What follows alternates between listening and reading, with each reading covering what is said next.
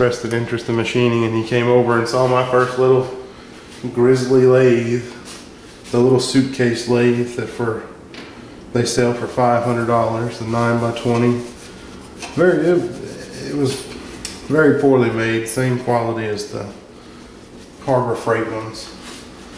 Came with the self-stripping Chinese screws and everything, all for free. They included that.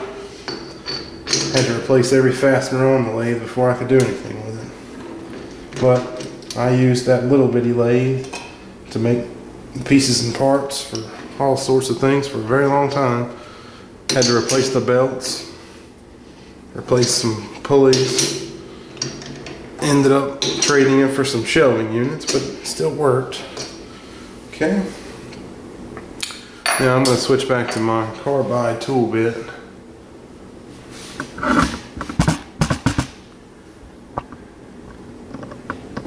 I have to work on my lighting situation in here. Switch back to my carbide.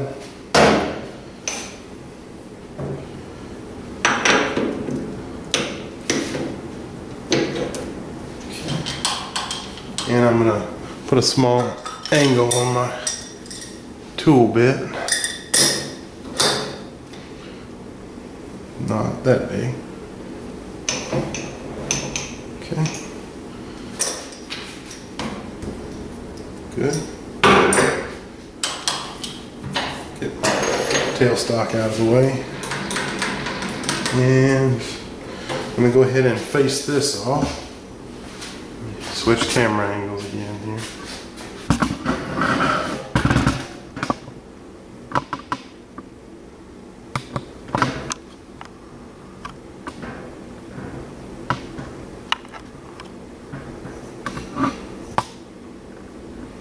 Okay. Face this off. I think I'm going to increase my speed a little bit. I know that everybody's going to get tired of watching my super fine feeds on here.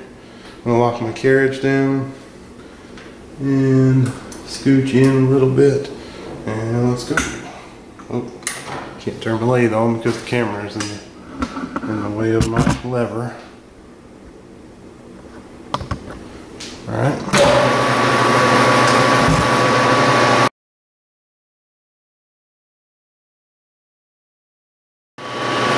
Probably going to be a pretty poor finish. I should have put it in the chuck a little more, but I'm not taking a very big bite, so it should clean off good enough for me to get a center drill.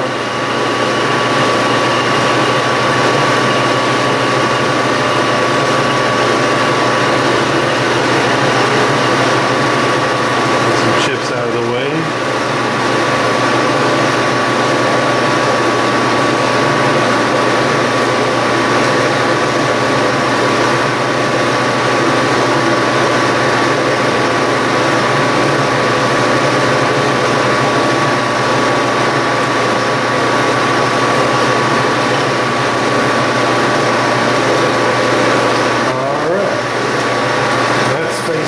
Nice and clean. Now I can bring my center drill in, get my live center out.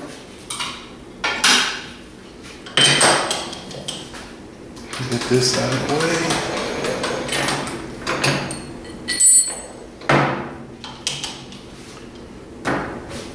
Always take it super easy with my center drill.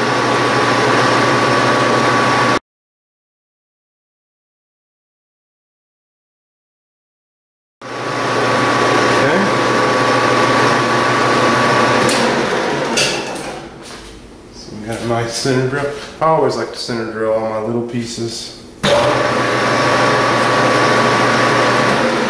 that if later on I want to mount them up between centers and do anything, it's no big deal because I have everything I need there. So now I can turn this down. I had to get me a pointer.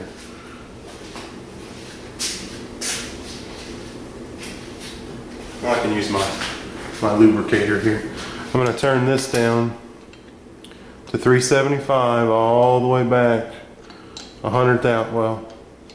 1 inch. and that'll be my maximum major thread diameter, so that I can put the 3/8 by 24 threads on it. So what I'm going to do is mark my 1 inch with my super fancy marking technique in my garage sale $2 calipers. Okay.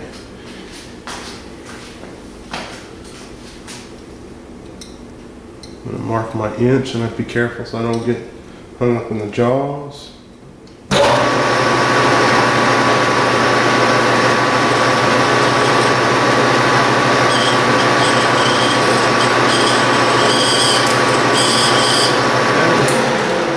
Mark that I can see, that's all I need.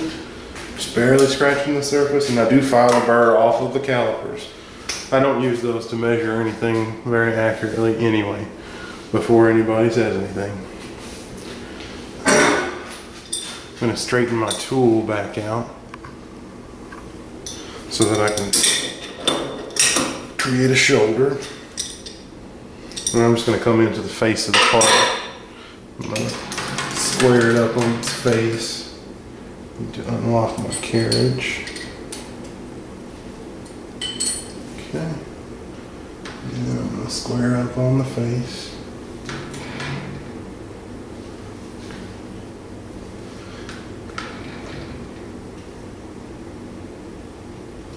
Alright.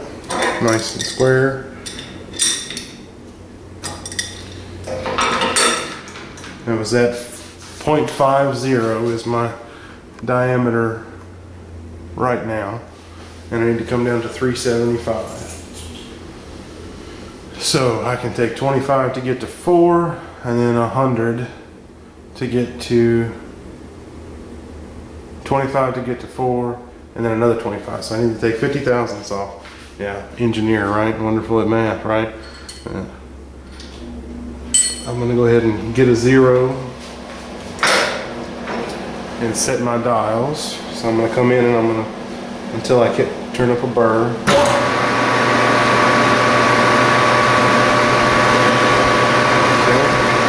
I'm going to set my dial at 0. I'm going to go in 10 thousandths. I'm going to bring my live center in here.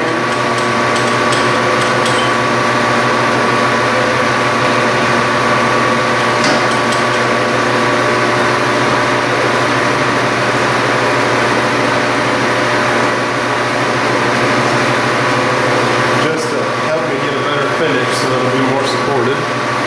And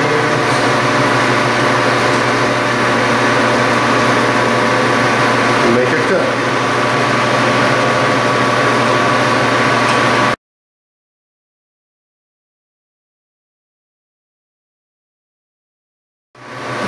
Alright. I've reached my mark. And now I'm going to come down here. I'm going to put my magnetic indicator base to mark my spot, and it will push it, but I can see it contacting before it starts to push it, so that's how I know to stop. Alright, that was at 0 on my dials. Come off. I'm going to clean my chips off, move back over out of the way, and I'm going to take a diameter just to see where we are. I'm at 484. So I'll go ahead and take that 80 thousandths off to get down to 4. And I'll do that in 2 40 thousandths passes. So I'm going to come back into 0. And I'm going to dial in 40 thousandths. It's going to be a pretty big cut. That's why I wanted to put my live center in there. And go.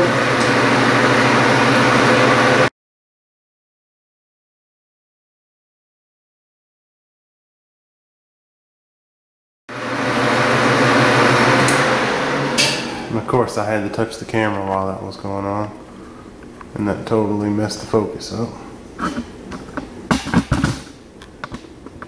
I'm gonna have to make a mount to go on the back of the lathe that comes off the wall.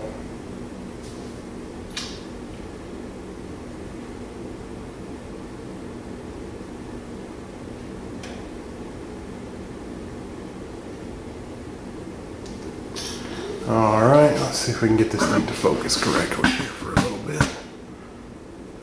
I wanted to get in a little closer. Okay, that's not terrible. So we took 40 off with that pass. We come back in.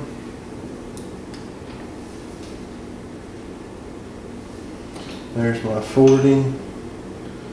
Go into 80. I still clear my live center, just checking to make sure. And take another cut.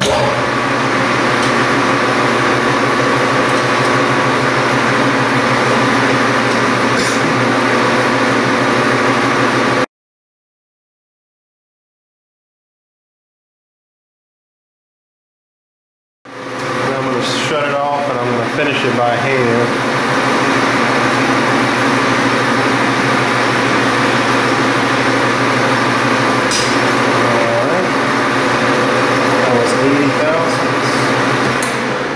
Come back, clean my chips off.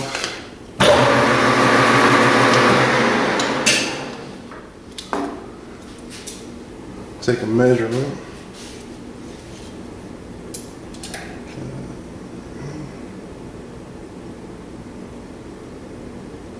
Now I'm at 410.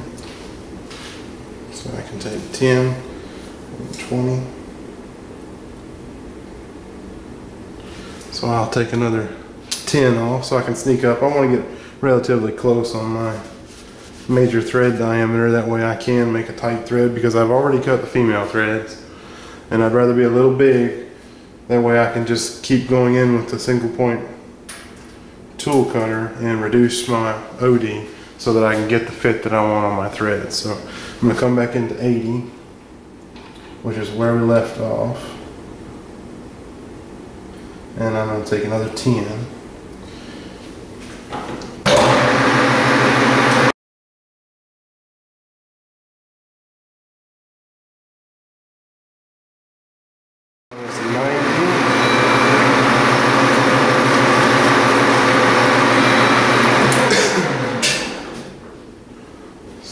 Check it again. I tend to check a lot when I get close, just because I don't want to miss it. So I'm right at 400. Now I need to take 25 thousandths to get to 375. So I'm going to take 20 and measure that, and then maybe a spring cut will take care of the rest. So I'm going to back off my part, come back in to 90, which is where I was. And I'm going to take a 20 thousandths cut.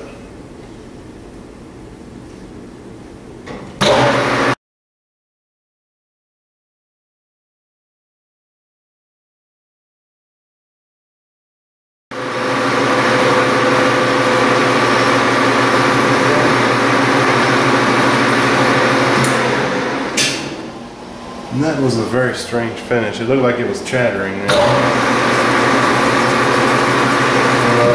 Maybe I broke the tip of the bit broke off. It looks alright. And that is 380. So we took our 10. So now we just need a 5. And this is where the carbide has problems. A very light cut on some hard material. It does not cooperate well.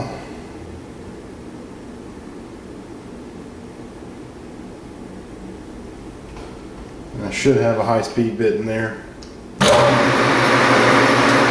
I don't.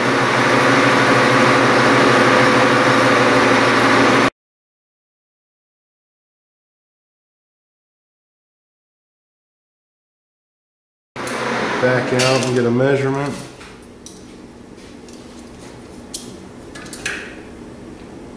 That's it, 375. Okay, now I'm going to switch to my parting tool.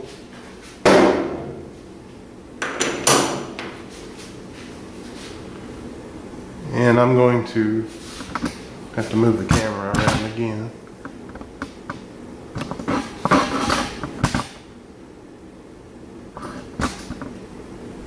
I'm going to come in and clean my shoulder up, and then I'm going to put my thread relief.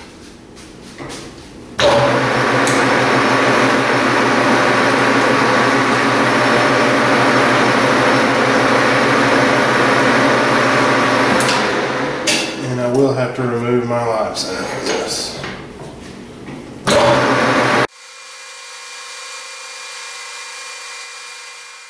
I've got even contact across the face, and I'm going to set that as 0. And if you look on the fish tape,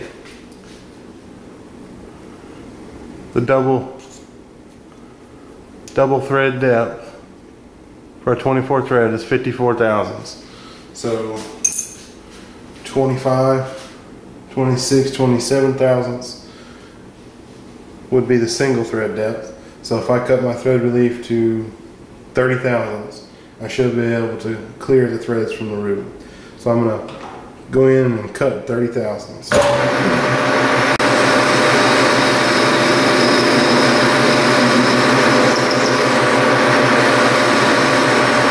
There's 20 thousandths and 30 thousandths right there. I'm going to go ahead and make it 40 thousandths.